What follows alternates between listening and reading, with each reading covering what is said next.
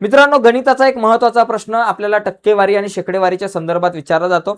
इथं आपलं गणित तर पक्क होईलच, पण गणितासोबत जीकेचं सुद्धा थोडंसं आपलं नॉलेज जे आहे ते वाढणार आहे. आपलं सामान्य ज्ञान सुद्धा वाढणार आहे. कसं बघा, काय प्रश्न आहे, 2016 मध्ये पेट्रोलची किंमत 60 रुपये प्रति लिटर होती आणि 2026 मध्ये 100 रुपये प्रति लिटर झाली.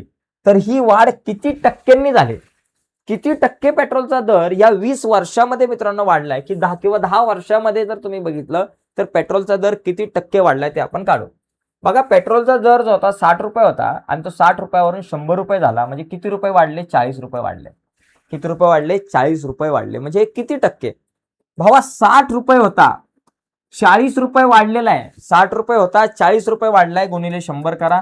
उत्तर जे येईल ते तुमची टक्केवारी असणार आहे. बघा, हा एक शून्य गेला, हा एक शून्य गेला, बरं का.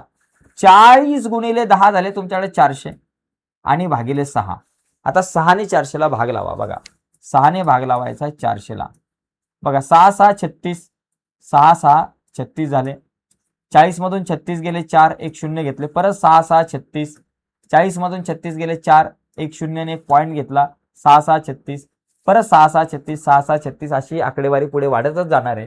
म्हणजे 66.66% इतके पेट्रोलचा दर इतक्या टक्क्यांमध्ये वाढलेला आपल्याला दिसून येतो. तर अशा पद्धतीने मित्रांनो एखादी टक्केवारी तुम्ही काढू शकता, किती दर कमी झाला किंवा कधी कधी एखादा दर कमी झाला किंवा कधी कधी एखादा दर वाढला किंवा कधी एखादा दर कमी झाला, अशा प्रकारचा जर प्रश्न आला तर आपण या पद्धतीने सोडवू शकतो. ठीक आहे, तर आजच्या चर्चेत तिथेच थांबूयात. व्हिडिओ आवडले असेल तर व्हिडिओला लाईक करा, नवीन असाल तर चॅनल सबस्क्राईब करून त्या बाजूचं बेलचं बटन दाबायला विसरू नका.